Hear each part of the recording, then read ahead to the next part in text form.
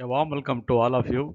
I present this lecture mainly for 3rd BSc Chemistry students of our college during the critical situation of COVID-19 pandemic. This topic, partial molar properties, Van der Waals isotherm, Nernst heat theorem. These topics are present in Physical Chemistry 1 syllabus of our Bharathasan University. As this lecture is planned on the basis of syllabus, I want to read the syllabus first. There is Unit 3, Thermodynamics 3, 3.3, Systems of Variable Composition, Partial Molar Properties, and Chemical Potential, Variation of Chemical Potential with the temperature, pressure, and X mole fraction, and Gibbs-Duhem equation, Van Hoff's reaction isotherm, Van Hoff's isochore, Clapeyron equation, and Clausius-Clapeyron equation, and applications. 3.4, third law of thermodynamics, Nernst heat theorem, statement of third law, and concept of residual entropy, evaluation of absolute entropy from heat capacity data. This slide shows a request to viewers. First topic, partial molar properties. Now consider a thermodynamic property X, which is an extensive property. That is, it depends upon number of moles of constituents present in the system. And this thermodynamic property X is an extensive property which depends upon temperature, pressure, number of moles of constituents. That is given by X is equal to function of temperature, pressure P, and N1, N2, N3, etc. And N1, N2, N3 are the number of moles of constituents present in the system. On differentiating this equation, in the left hand side is dx and right hand side dou x by dou t. There are number of variables. Therefore, partial differentiation dou x by dou t at constant pressure N1, N2, N3, etc. dt plus dou x by dou p at constant temperature N1, N2, N3, etc. dp plus dou x by dou N1 temperature at constant temperature pressure N2, N3, etc. and dN1 plus dou x by dou N2 temperature at constant temperature pressure N1, N3, not N2, N3, N4, etc. dN2 plus etc. Now at constant temperature and pressure, that dt value is 0 and dp value is 0. Therefore, this equation becomes dx at constant temperature and pressure, that is equal to dou x by dou n1 at constant temperature, pressure N2, N3, etc. There is no N1 and dN1 plus dou x by dou N2 at constant temperature, pressure N1, N3, etc. No N2 and dN2 plus etc. Now the quantity dou x by dou N1 at constant temperature, pressure N2, N3, etc. This property, this term is called as partial molar property of component 1, constituent 1. Similarly, for second component, dou x by dou N2 at constant temperature, pressure N1, N3, N4, etc. That is the partial molar property of constituent 2. And for component 3, dou x by dou N3 at constant temperature, pressure N1, N2, N4, etc. Now this property, that is a partial molar property of constituent 3. And the symbol for partial molar property in general, that is x1 bar, x2 bar, x3 bar. In general, x for ith component, the partial molar property that is given by xi bar that is equal to dou x by dou ni at constant temperature, pressure N1, N2, N3, etc. except Ni. That is a partial molar property of component I. On taking free energy G, then the property Gi bar, partial molar free energy, that is given by, that is equal to dou G by dou Ni at constant temperature, pressure N1, N2, N3, etc. That is a partial molar free energy of component I. And the partial molar free energy is otherwise called as chemical potential, and the symbol is mu I. And for if we take the thermodynamic property entropy, then SI bar, that is equal to dou S by dou Ni at constant temperature, pressure, N1, N2, N3, etc. That is partial molar entropy. Partial molar entropy.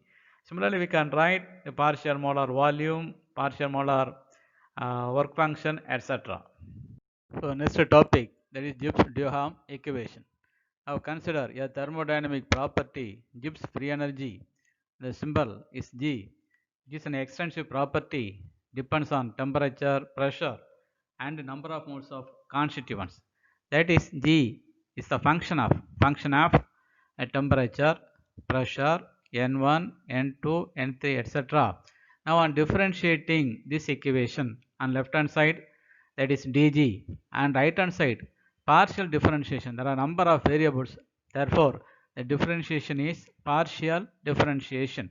That is dg is equal to dou g by dou t at constant terms other than temperature dt, and plus dou g by dou p, and at constant terms other than pressure dp, and plus dou g by dou n1 at constant temperature, pressure, no n1 at constant n2, n3, etc. dn1, plus dou g by dou n2 at constant terms other than n2, dn2, plus etc. Now at constant temperature and pressure, dt is equal to 0, dp is equal to 0. Therefore, the above equation becomes dg at constant temperature and pressure, that is equal to dou g by dou n1 at constant terms other than n1, dn1, plus dou g by dou n2 at constant terms other than n2, dn2, plus etc. That equation is 1. Let this equation be 1. Now the quantity dou g by dou n1 at constant temperature, pressure, no n1 at constant n2, n3, etc. That is called partial molar free energy, that is chemical potential of the component 1. Now that equation can be written as dg at constant temperature, pressure is equal to mu1 dn1 plus mu2 dn2 plus mu3 dn3, etc. That is equation number 1. Now on integrating at constant temperature, pressure, and composition is also constant. Therefore, on integrating Tg, it becomes G. So G is at constant temperature, pressure, N, capital N, that is equal to here mu1, mu2, mu3 are constant. So on integrating the right hand side, and integral dn1 is equal to n1, integral dn2 that is equal to n2, integral dn3 is equal to n3. So right hand side becomes mu1 n1 plus mu2 n2 plus mu3 n3, etc. Now on differentiating at constant temperature and pressure but varying composition. Now mu1 is not, mu1, mu2, mu3 are not constants. Therefore on differentiating left hand side, that is Tg at constant temperature and pressure, and the right hand side there are number of terms mu1 n1, it is considered as 2 terms, that is UV formula, 2 variables. So on differentiating UV, u dv plus b du. So on differentiating mu1 n1, we get 2 terms. One is mu1 dn1 plus n1 d mu2. Next on differentiating mu2 n2, that gives mu2 dn2 n2 d mu2. Similarly third term mu3 n3, on differentiating mu3 n3, we get mu3 dn3 plus n3 d mu3, etc. This is just like differentiation of UV formula, that is u dv plus b du. So on that sense, we get this equation Tg at constant temperature, pressure, that is equal to mu1 dn1 plus n1 d mu1 plus mu2 dn2 plus n2 d mu 2 plus mu 3 d n3 plus n3 d mu 3 plus etc. Okay. So now I'm taking mu1 terms first and d mu1 terms next. So we have two terms in two brackets. That is first one mu1, first bracket contains mu1 dn1 plus mu2 dn2 plus mu3 dn3 plus etc. plus, and the second term in the bracket, that is n1 d mu1 plus n2 d mu2 plus n3 d mu3 plus n4 d mu4 etc. Now let this equation be 2. Now on subtracting equation 1 from 2, 1 from 2, and both are having the same term in the left hand side, so left hand side becomes 0, and the first term of equation 2 is cancelled with right hand side of equation 1. So the second term of equation 2, that is equal to 0. That is n1 d mu1 plus n2 d mu2 plus n3 d mu3 plus n4 d mu4 etc. that is equal to 0. That can be written as simply sigma ni d mu I, that is equal to 0. Now this equation is known as Gibbs-Duhem equation. That is very simple equation, very simple derivation.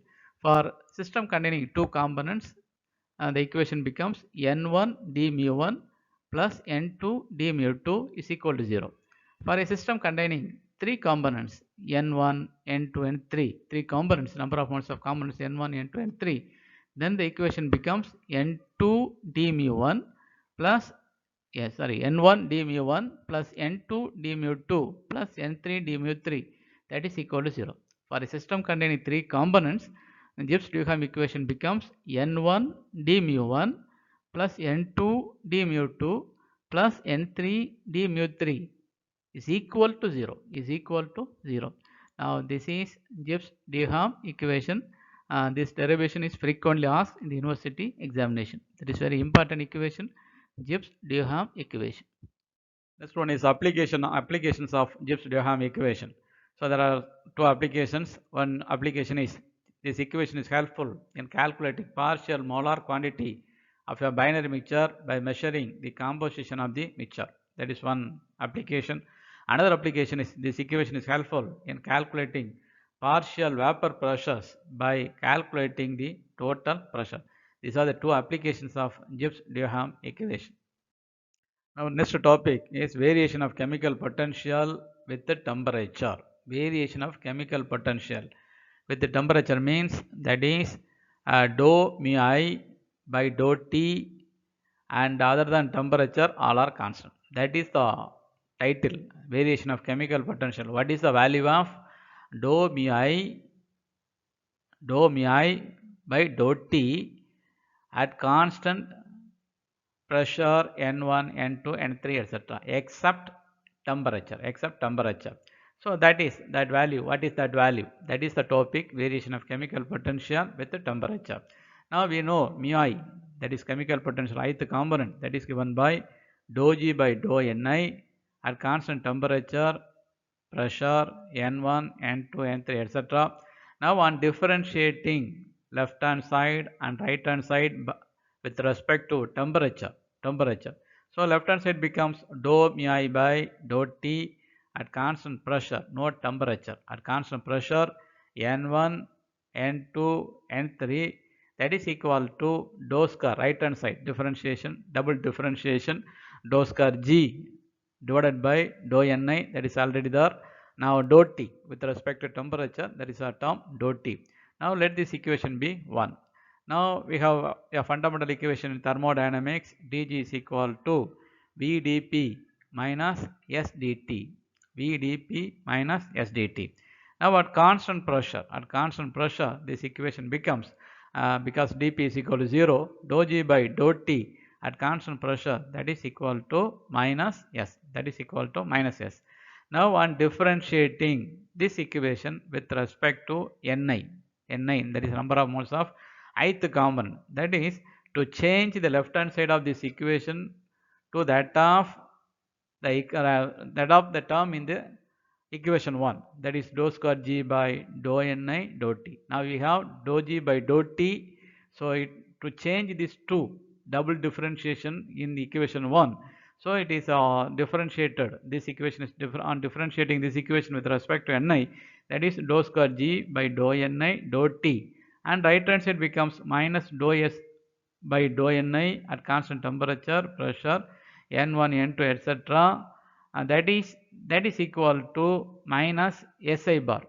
Dou S by dou Ni at constant temperature, pressure, N1, N2, N3, etc. That is SI bar. There is a minus sign, therefore minus SI bar. Now let this equation be 2. Now on comparing 1 and 2, in equation 1, there is a term dou square G by dou Ni dou T. The same term is present in equation number 2. So on comparing 1 and 2, we get dou mi by dou T at constant pressure N1, N2, N3, etc. That is equal to minus SI bar. That is partial molar entropy of ith component. That is variation of chemical potential with the temperature, that is equal to partial minus partial molar entropy of ith component.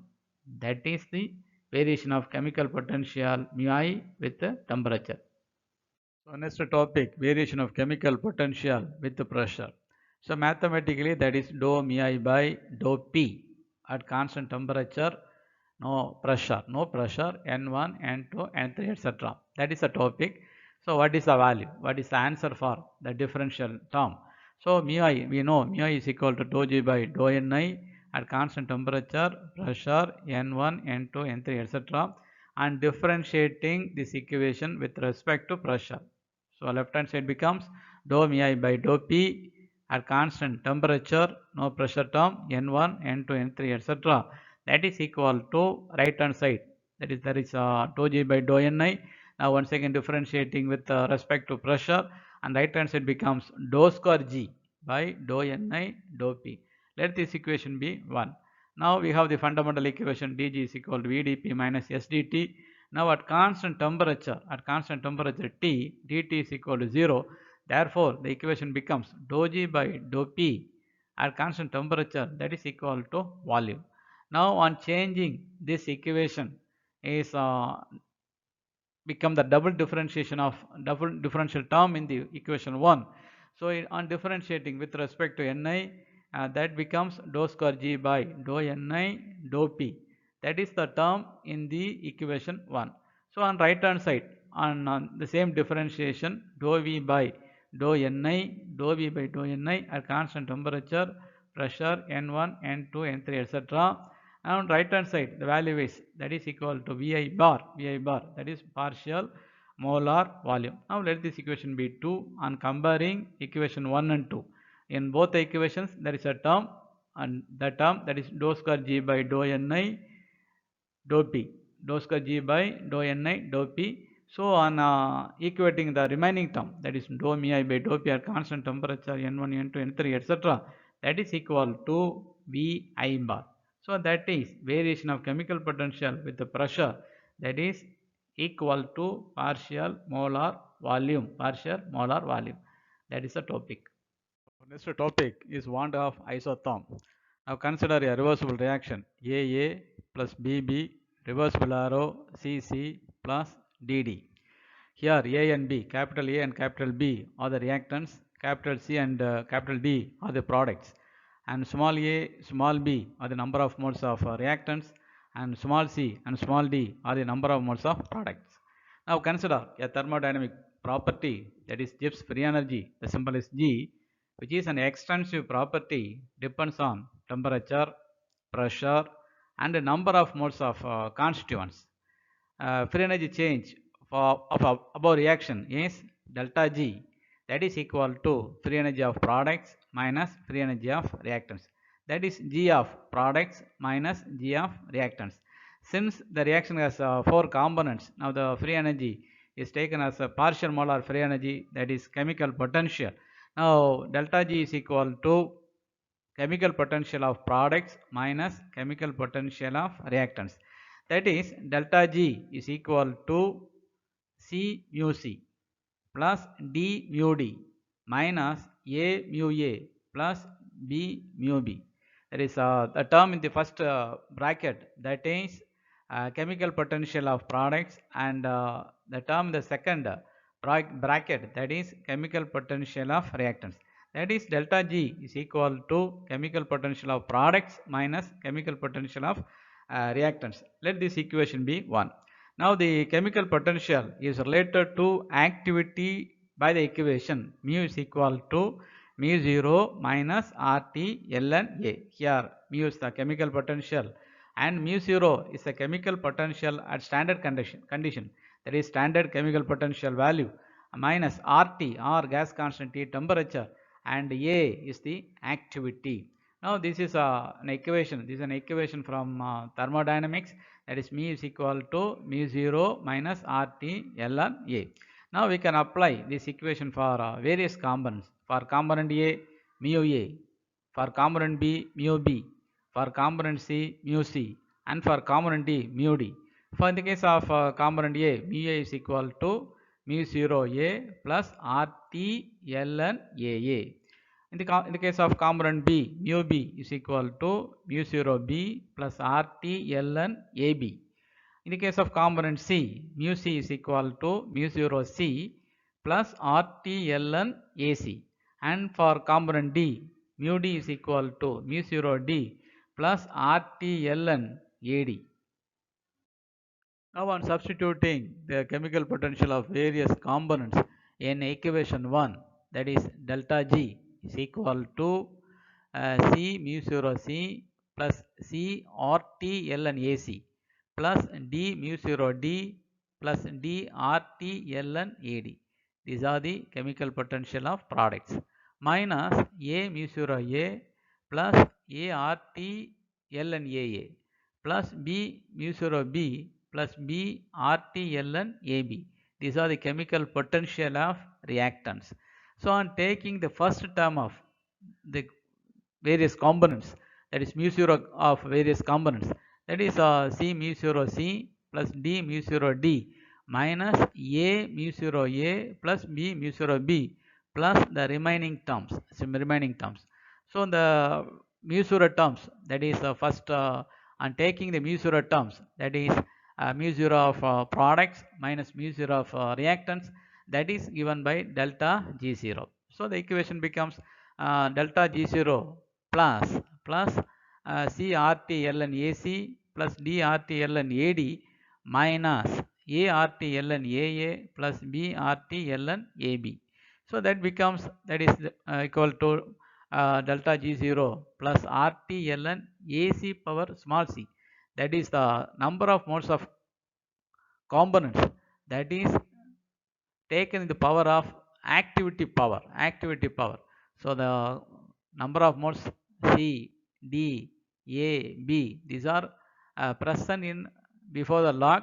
So these are taken in the power of activity. So that is A ln B, that is given by ln B power A. And that sense, here the number of moles of components are taken in the A power activity power. That is delta G is equal to delta G0 plus RT ln AC power C plus RT ln AD power small d minus RT ln AA power A small a plus RT ln AB power small b. Now on taking the logarithm terms, all the terms have a common term RT. So RT is taken as common, and the remaining terms are joined by ln A plus ln B, that is equal to ln AB, and ln A minus ln B, that can be written as ln A by B. On that sense, the logarithmic term are where 4 terms are given in one term. So that is plus RT ln activity of C power C small c, activity of D power small d, activity of A power small a, activity of B power small b. So that is delta G is equal to delta G0 plus RT ln and the term in the square bracket, that is activity terms. Now at equilibrium condition, delta G value is 0. If delta G is equal to 0, then that condition is called as equilibrium condition, and the ratio of activity of product to that of reactant at equilibrium, that is called equilibrium constant. That is called equilibrium constant. So the above equation becomes delta G is equal to 0. So 0 is equal to delta G0 plus RT ln K, plus RT ln K, where K is the equilibrium constant, that is the ratio of activity of product to that of reactants. And that can be written as delta G0 is equal to minus RT ln K, that is minus RT ln K, that is RT ln K is changed from one side to another side, it becomes minus. So therefore delta G0 is equal to minus RT ln K. Now this equation is known as Van 't Hoff isotherm. Derivation of Van 't Hoff isotherm, that question is frequently asked, so it is very important. So very simple. So students are asked to follow the steps, and students can easily write this answer for this question. That is derivation of Van 't Hoff isotherm. Next topic, temperature dependence of K, that is Van 't Hoff isochord. Here how the equilibrium constant varies with the temperature, that is we can derive an equation. That equation is called as Van 't Hoff isochord. Now we know Van 't Hoff isotherm is delta G0 is equal to minus RT ln K, where K is the equilibrium constant. Now on changing the temperature from right hand side to left hand side, now the equation is delta G0 by T, that is equal to minus R ln K. Now on differentiating with respect to temperature, on left hand side and right hand side, we get an equation. That equation is dou delta G0 by T divided by dou T, that is equal to minus R dou ln K by dou T. That is the equation is differentiated with respect to temperature on left hand side and also in the right hand side. So now on differentiation followed by a substitution of Gibbs-Helmholtz equation on left hand side, we get another term, that is minus delta H0 divided by T square. Actually here U by V formula, that is differentiation of U by V, that is given by V U dash minus U V dash divided by V square. On that sense here the differentiated first and then Gibbs-Helmholtz equation is substituted.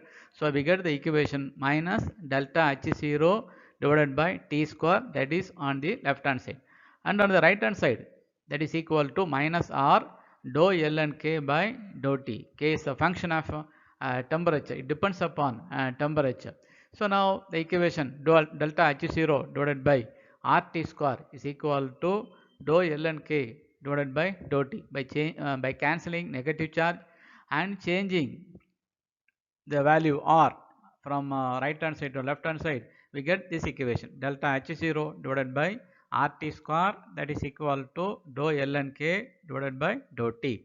Now that is delta H0 dt divided by RT square, that is equal to dou ln K, where here delta H0 is the standard enthalpy change. Now on integrating between limits temperature T1, T2 and corresponding equilibrium constant K1 and K2, that is integration on left hand side, the limits are T1 and T2, and on the right hand side limits are K1 and K2. On integrating 1 by T square, we get the value minus 1 by T, and the left hand side becomes delta H0 divided by R minus 1 by T, limits T1 to T2, lower limit T1, upper limit T2. And on the right hand side integral of d ln K, that is ln K with the limits, lower limits K1, upper limits K2. And on substituting upper and lower limits in these equations, we get ln K2 by K1, that is equal to delta H0 divided by R. By changing minus into the bracket, we get 1 by T1 minus 1 by T2, that is ln K2 by K1 is equal to delta H0 divided by R. By introducing the minus sign from outside to the bracket, 1 by T1 minus 1 by T2. So now on taking LCM, we get the equation ln K2 by K1, that is left hand side, and on the right hand side delta H0 by R, and taking LCM T1 T2, we get in the numerator T2 minus T1. So the equation ln K2 by K1 is equal to delta H0 divided by R T2 minus T1 divided by T1 T2. This equation shows the variation of equilibrium constant with the temperature. That equation is called as Van de Graaff isochore. Van de Graaff isochore. Next topic, that is Clausius Clapeyron equation. It is a famous equation, an important equation. Derivation is frequently asked in the university examination. That is very simple. Clausius Clapeyron equation.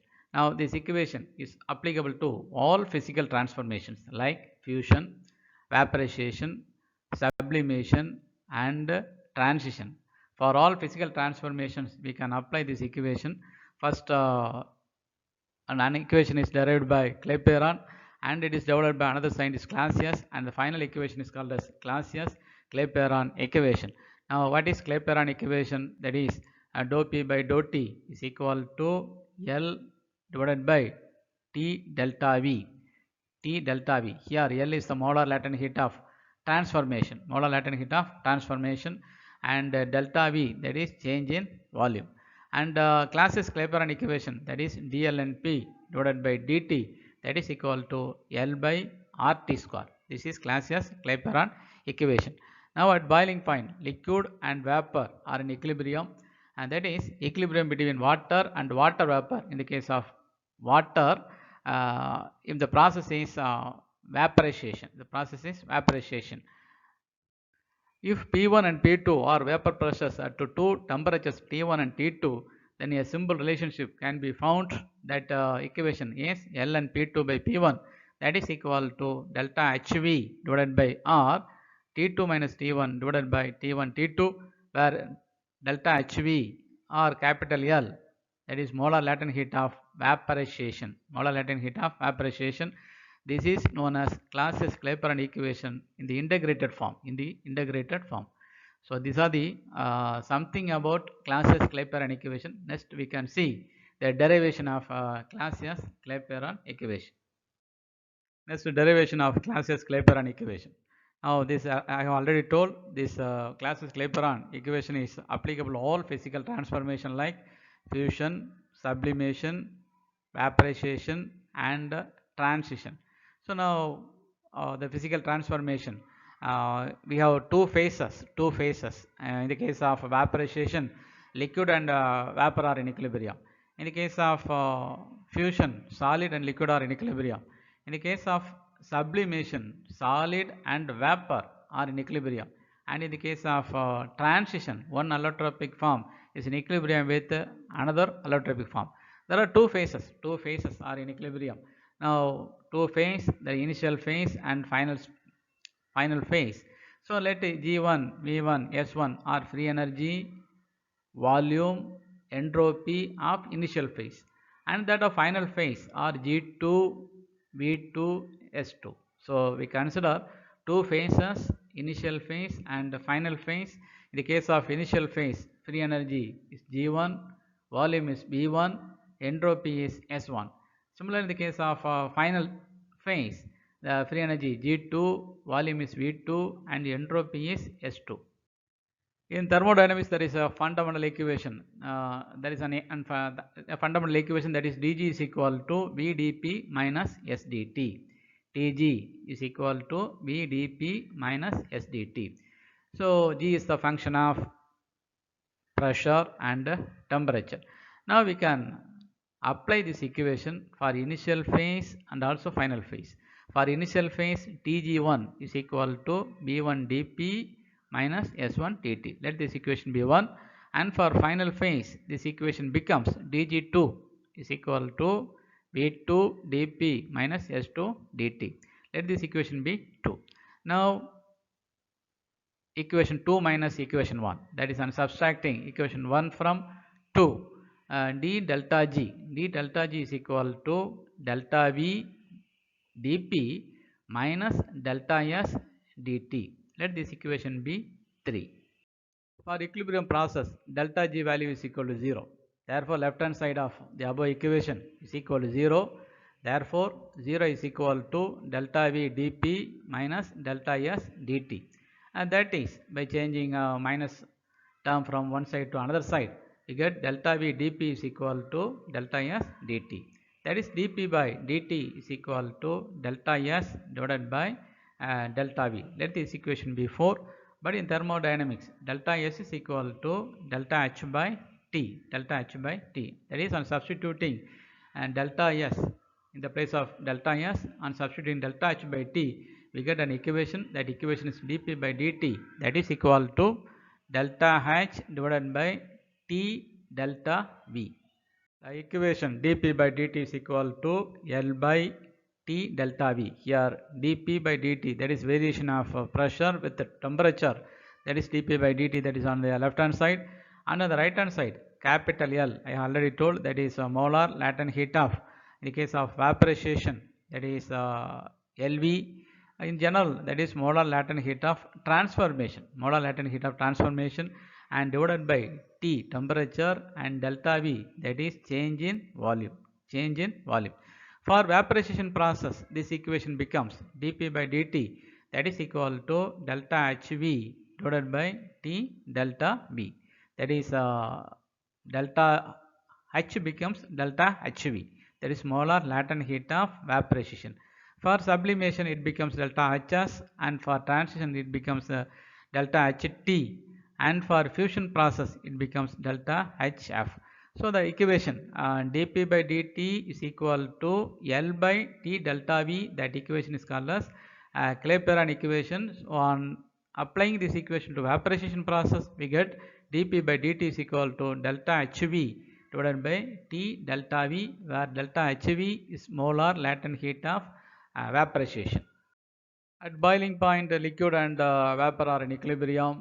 Now the equation dP by dt, that is equal to delta HV divided by T, volume of vapor minus volume of liquid, where delta HV, I already told, that is molar latent heat of vaporization or evaporation, and VV and VL are specific volumes at temperature of the vapor and liquid phases. Two phases here, one is the vapor phase, another one is liquid phase. VV is the volume of vapor phase, VL is the volume in the liquid phase.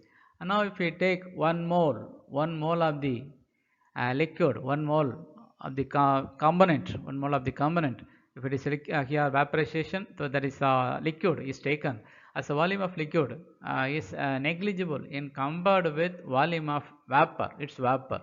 So the equation becomes dP by dt is equal to delta HV by TVV, that is volume of vapor neglecting volume of liquid, So because volume of liquid, that is negligible in compared with volume of vapor, and if the vapor behaves ideally, and also here we have taken 1 mole, therefore V is equal to RT by P, that is PV is equal to nRT for n mole, PV is equal to RT for 1 mole, so V is equal to RT by P.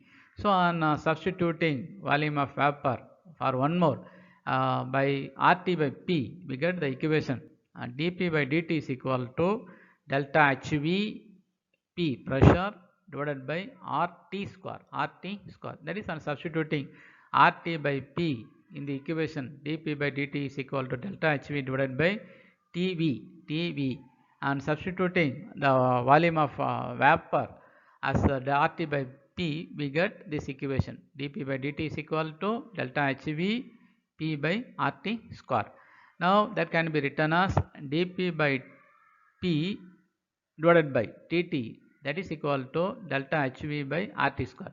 That is on changing pressure term from right hand side to left hand side, we get this equation dP by P divided by dt delta HV by RT square, and dP by P can be written as dlnP, because dlnP is equal to 1 by P dP. So dP by P can be written as dlnP divided by, and dP by P can be written as dlnP. So the equation becomes dlnP by dt, that is equal to delta HV divided by RT square. This equation is called as Clausius-Clapeyron equation. Here delta HV, that is molar latent heat evaporation, and T is the temperature, and P, that is a pressure, dlnP, that is a differential form of ln pressure. Now the equation becomes dlnP, left hand side, dlnP is equal to delta HV divided by R dt by T square, dt by T square. Now integrating between limits P1 and P2 and corresponding temperatures T1 and T2. So on integrating left hand side dlnP and integrating dlnP, we get lnP, and limits, lower limit P1, upper limit P2, that is left hand side. And on the right hand side, integration of 1 by T square, that is minus 1 by T with limit, lower limit T1 and upper limit T2, which is multiplied by the delta HV divided by R. These are constants. So that is I'm taking minus sign and outside of the bracket. Now the equation delta HV divided by R 1 by T2 minus 1 by T1, that is upper limit and lower limits are applied to the term. So we get this equation minus delta HV divided by R 1 by T2 minus 1 by T1. Now on changing minus sign into the bracket, we get delta HV divided by R 1 by T1 minus 1 by T2. Now on applying the pressure limits on left hand side, we get ln P2 by P1, that is ln P2 minus ln P1, that is ln P2 by P1, that is equal to delta HV divided by R and LCM T1 T2, and in the numerator T2 minus T1. Now this is the integrated form of Clausius-Clapeyron equation. Now applications of Clausius-Clapeyron equation. The Clausius-Clapeyron equations, there are three types of terms. One is delta HV, that is molar latent heat evaporation. Another one is two temperatures, T1 and T2. Another one is P1 and P2, two pressures. That is P1 is the pressure at temperature T1 and P2 is the pressure at temperature T2. So by knowing all other terms except one, that can be calculated. So on that sense, we have three applications. One application to determine the vapor pressure at one temperature, if the vapor pressure at another temperature and heat of evaporation are known. That is by knowing vapor pressure at one temperature and heat of evaporation, we can calculate vapor pressure at another temperature. That is one application. Another application is to determine heat of evaporation if two temperatures and corresponding vapor pressures are known. That is by knowing two temperatures and corresponding pressures, we can calculate the value of heat of evaporation. That is another application.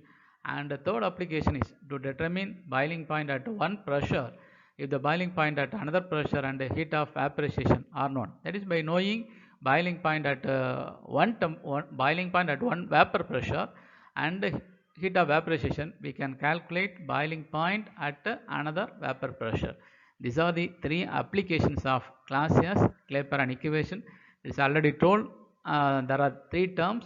One is delta HV, another one two temperatures, another one is two pressures. So three terms. By knowing all other terms except one, that can be calculated. That is by knowing two temperatures and two pressures, we can calculate delta HV. Or by knowing delta HV, T1, P1 and P2, we can calculate T2. Or by knowing delta HV, T1 and T2, by knowing P1, and we can calculate the value of P2. These are the applications of Clausius-Clapeyron equation. So next topic is Nernst heat theorem. So Nernst found that at progressively lower temperatures, as the temperature is lowered, the change in enthalpy and change in Gibbs function, change in enthalpy symbol delta H and change in Gibbs function, that is delta G, these two values approaches each other and become more and equal. That is, before attaining the temperature of 0 degree Kelvin, these two delta G and delta H becomes equal. So this was found by Nernst, and based on this, Nernst derived two equations, and that equation is called as Nernst heat theorem. We can see in the next slide. From the above figure, we can write limit t tends to 0, dou delta G by dou T is equal to 0. As the temperature approaches 0, that line, the graph is parallel to x-axis, parallel to temperature axis. So delta G by dou T, slope, dou delta G by dou T is equal to 0. But in thermodynamics, dou delta G by dou T at constant pressure, that is equal to minus delta S. Nernst heat theorem says that as absolute zero is approached, the entropy change delta S for a chemical or physical transformation approaches zero. This can be expressed mathematically as limit t tends to 0, delta S is equal to 0. That is on substituting the second one in first one. First equation, that is limit t tends to 0, dou delta G by dou T is equal to 0. Now dou delta G by dou T is equal to delta S.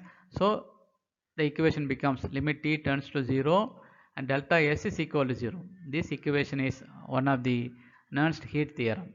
Similarly, another value delta H also approach delta H as the temperature is lowered, the delta H values are parallel to x-axis, temperature axis. So limit t tends to 0, dou delta H by dou T is equal to 0. The slope is equal to 0, and therefore limit t tends to 0, dou delta H by dou T is equal to 0.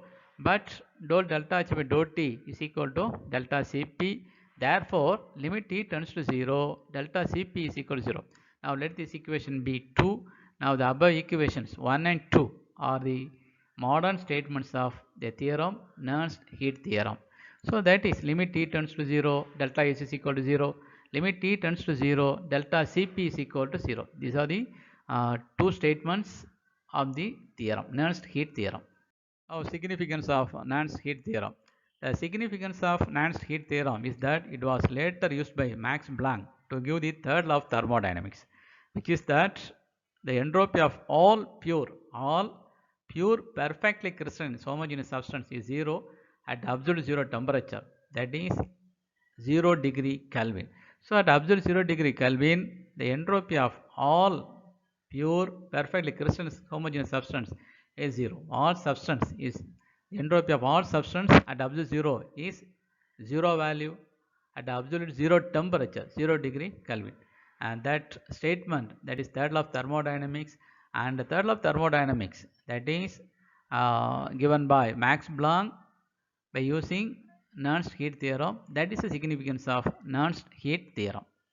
Next one is third law of thermodynamics. Third law of thermodynamics is that the entropy of all pure perfectly crystalline homogeneous substance is 0 at absolute 0 temperature, that is at absolute temperature 0 temperature means 0 degree Kelvin. That is at 0 degree Kelvin, the entropy of all substance, all pure perfectly crystalline homogeneous substance is 0. Entropy is 0 at absolute 0 temperature, that is third law of thermodynamics. Significance of third law of thermodynamics. The significance of third law of thermodynamics is to determine absolute entropy of a system. Now delta S is equal to integral 0 to T Cp dln and in the left hand side two temperatures St minus S0, that is entropy at temperature T minus entropy at 0 degree Kelvin, and right hand side that is integral 0 to T Cp dln. Now according to third law of thermodynamics, the S0 value is 0, that is entropy of the substance at absolute 0 temperature, that is 0 value. On substituting S0 value in the above equation, S0 value, that is 0. So on the equation 1 becomes St is equal to integral 0 to T Cp dln. And the value of the integral is the absolute entropy of the system. The value of the integral is obtained by plotting Cp versus ln. We get a curve. The area under the curve gives the value of the integral, that is absolute entropy of the system at a given temperature. So that is the significance of third law of thermodynamics. Using third law of thermodynamics, one can determine absolute entropy of system by considering entropy of the substance at W0 is zero value. That is the significance of third law of thermodynamics. This slide shows the variation of Cp versus Lnt. That is the plot of Cp versus Lnt. We get a curve under the area under the curve gives the value of the integral, that is the absolute entropy of the substance at a given temperature T. For that Cp versus Lnt is plotted, and the area we get a curve like this, and the area under the curve is the area of the that is the value of the integral, that is absolute entropy of the substance at temperature T degree Kelvin. This I want to conclude my lecture on this topic, partial molar properties, Gibbs-Duhem equations, Nernst heat theorem, and this topic is very useful. This lecture is more useful for third BC students of Paradas University. In the absence of regular classes, this type of lecture is more useful for students. I wish all the students all success. I express my sincere thanks to all viewers, and also I want to get positive and negative comments from viewers. That makes me the future lecture in a better way. Once again, I thank one and all. Thank you.